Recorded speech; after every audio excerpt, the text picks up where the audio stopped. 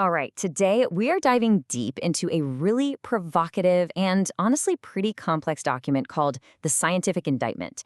It basically lays out this unified theory of, well, everything: consciousness, history, and a silent war it claims has been raging for thousands of years.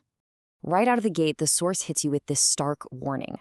It insists this isn't fiction, it's not just another conspiracy theory, but it's a key designed to open a lock to a prison we don't even realize we're in. So, what's the central idea here?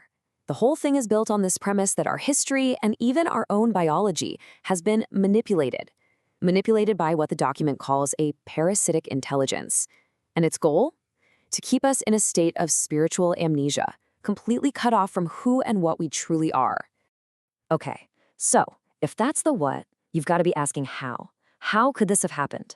Well, the document argues that our most fundamental stories, our most sacred spiritual systems, were deliberately flipped on their head, turning what were once pathways to freedom into systems of control. This is where it gets really interesting. Take the story of Genesis. This document completely reframes it. The fall of man wasn't our fault. It wasn't some moral failing. No, it was a crime committed against us, a deliberate, hostile, genetic downgrade that crippled our abilities, shortened our lifespan, and severed our connection to the cosmos. And this hijacking wasn't a one-time thing. The document lays out a method, a playbook for how original spiritual paths, the ones that were all about a direct connection to the divine, were systematically taken over. Personal experience, what the Gnostics called Gnosis, was replaced with rigid, top-down belief systems. A perfect example given is when the Roman Empire co-opted early Christianity. It basically took a spiritual key and turned it into a massive machine of control, cutting that direct line to the source for millions. But here's the thing. It's not all doom and gloom. The indictment doesn't just lay out the problem. It claims every single one of us has the built-in technology to fight back and reconnect. And this is what the document calls our divine hardware. So this is the big question, right? If we're in a prison, where's the key to get out? The answer, according to this, isn't in some ancient scroll or hidden away in a secret society. It's in our own biology. The key is the hardware we were all born with. And it all starts with the heart. Now, we're all taught it's just a pump, right? This document says that's a lie. It's not a pump, it's a helical vortex engine. It's this incredible piece of what it calls guardian engineering that doesn't just push blood. It twists it into a spiral, creating a massive bioelectric field that is the real engine of our consciousness. So how does that powerful heart engine talk to our command center, the brain? Through the next piece of hardware, the vagus nerve. And what's so fascinating is that the text points out that 80% of the information flows up from the body to the brain. This is supposedly the physical basis for our intuition, our gut feelings. It's the actual hardware.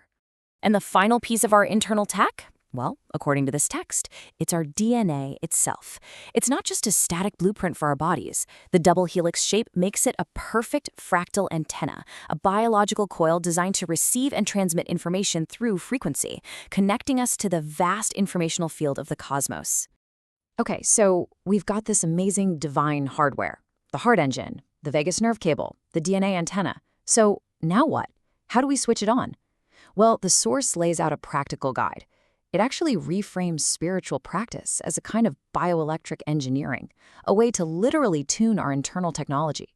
And we're not talking about complicated rituals, we're talking about simple, powerful physical techniques. The document argues that things like slow, deep breathing, or humming, or even just a quick blast of cold water in the shower, these aren't just wellness fads.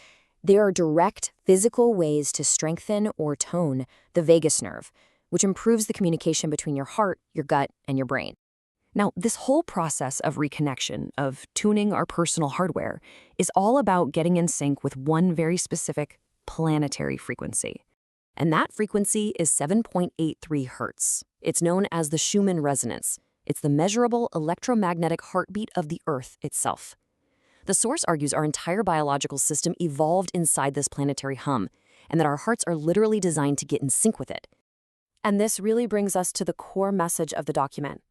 The path to reconnecting, to regaining what was lost, isn't about blind faith or just believing in some dogma.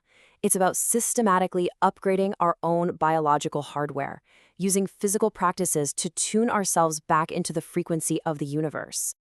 So just when you think you've got the whole picture, the prison, the bad guys, the key to escape, the Source presents its final and maybe its most mind-bending twist.